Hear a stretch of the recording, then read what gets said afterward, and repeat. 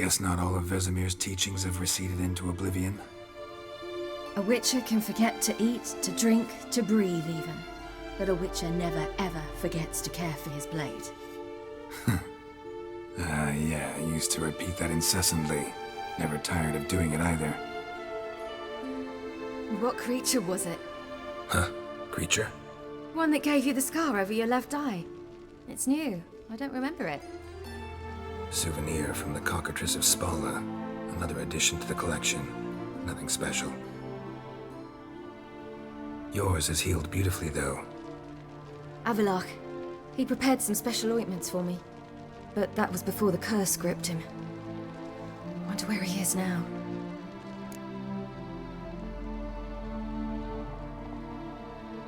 We lifted the curse. He's at Kaer Morhen, waiting for you. Are you serious? You must be. You'd not jest about something like that. A nice thing to wake up to. You trust him? Avallac'h? He's not let me down to date. Not once.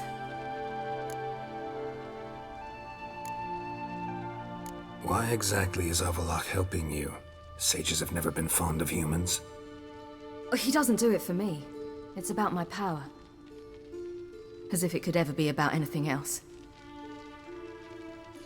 Avallac'h tried to teach me how to control my ability. He was also making sure I didn't fall into Eredin's hands.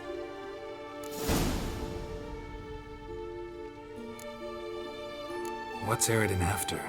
What's he want from you? What everyone wants. Control of my powers. His homeworld faces annihilation. Eredin's decided to invade ours. Brilliant, wouldn't you say? Can't achieve much on his own, so he needs to bring an army. Except his navigators can't possibly move him and thousands of NL between planes. Their abilities won't allow it. Whereas yours will. Exactly.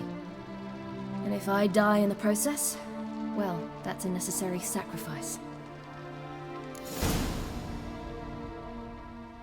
How'd you ever start traveling with Avallac'h? As soon as I'd left you and Yen on the Isle of Avalon, I found myself pursued. Eredin and his Red Riders were on my heels. I fled through many worlds, many times. They came very close to catching me once. It was then that Avallac'h appeared, out of nowhere. He found a portal, and took us to a world where Eredin couldn't find us for, oh, perhaps half a year.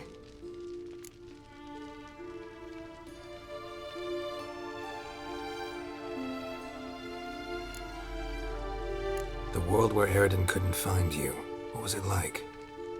You wouldn't believe me if I told you. Try me. People there had metal in their heads. Waged war from a distance, using things similar to megascopes. And there were no horses. Everyone had their own flying ship instead. Ciri, stop fooling around. Told you wouldn't believe me. We should have stayed there.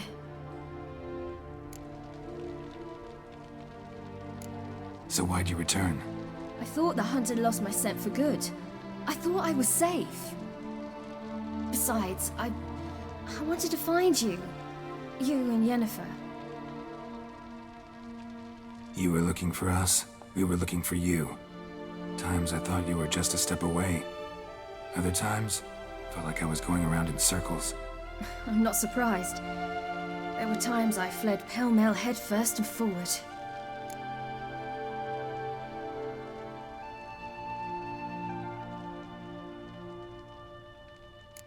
So tell me how it happened, step by step. Eredin located us mere moments after we landed on Ard Skellig. Soon after, he and his riders surrounded us. I thought it was over, the end. Turned out Eredin had other plans. He produced the phylactery, uncorked it. A fog enveloped us, and Avallac'h began gasping for air. That's how Eredin cursed Avallac'h, triggered his transformation into Uma? Yes. He didn't wish to kill him. Humiliation, that's what he was after. But Avallac'h refused to succumb without a fight. He cast a spell that wrought havoc in the Hunt's ranks. And in a full half of a forest on Ard Skellig. Yet it also gave us time to flee. Avalark opened a portal. I leapt in. He was supposed to follow right behind me, but something went awry. Impaired by the curse, he failed to reach the portal in time. We had agreed that if anything went wrong and we were separated, we would meet at his hideout in Velen. But you failed to meet there. Yes, we failed to. Once through the portal, instead of at Avalark's hideout, I landed right in the middle of Crookback Bog. I barely escaped the crones. And then there was the Baron. You know, he took me hunting. I killed a wild boar with my sword. I heard. A coincidence, really.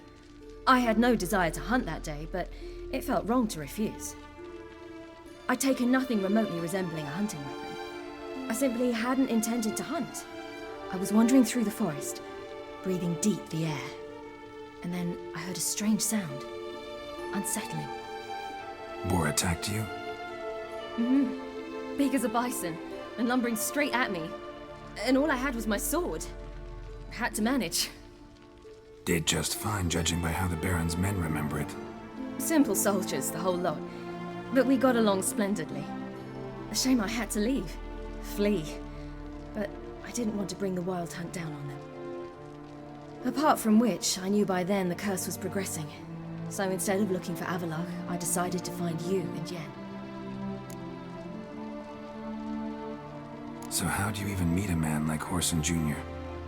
You and Yennefer were nowhere to be found, and I needed someone who could fix the phylactery. No ordinary craftsman would do. I needed a mage, one with extraordinary powers. Dandelion took it upon himself to help me. It was as if his honor depended on it. He arranged a meeting with a mage, but it proved a trap set by the temple guard. Failed to mention that. Probably didn't want to worry you. Later, we learned the guard did that sort of thing regularly, in the hope of nabbing anyone who collaborated with mages. We needed to find another way. That was clear. Then Dandelion said he knew a man who owned a piece of Novigrad, as he put it, could do more than others. He was certain to know someone who could fix the phylactery. Horson Jr. Mm-hmm.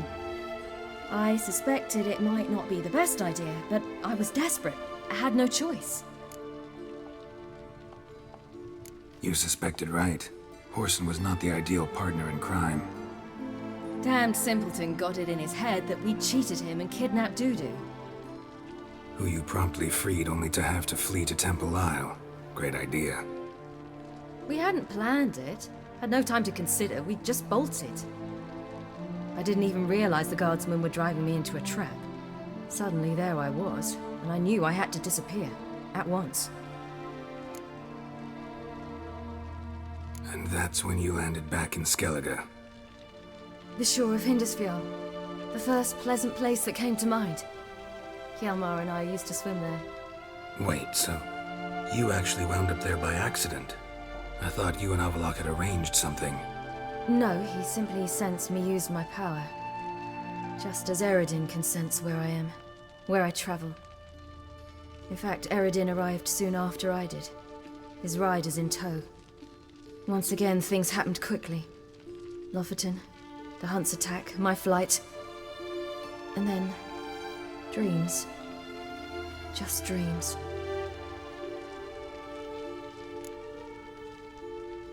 What did you dream? I've had nothing but nightmares lately. Pretty horrible. Likewise, for the most part. In one, a monster grown from a stillborn child chased you. Ugh, that was horrible. Had a few nice dreams. For example, in one we sat around a fire, drinking good wine, and all around people danced and laughed. I like that one a lot better. Me too.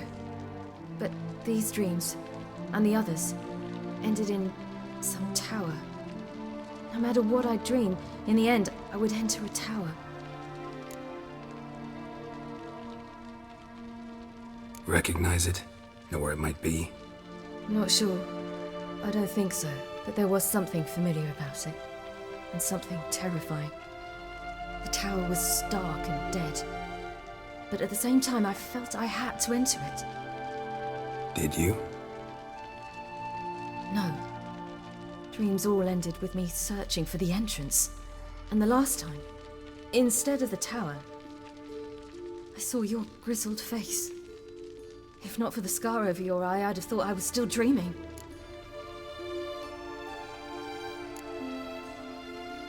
I was afraid you were dead. Found some dwarves here.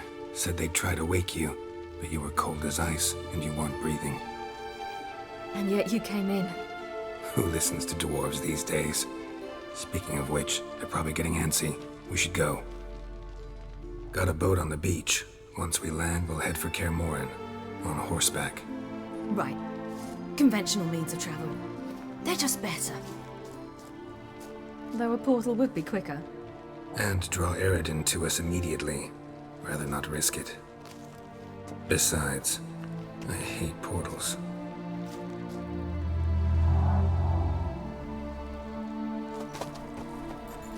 Damn. Listen, we gotta think of a way to...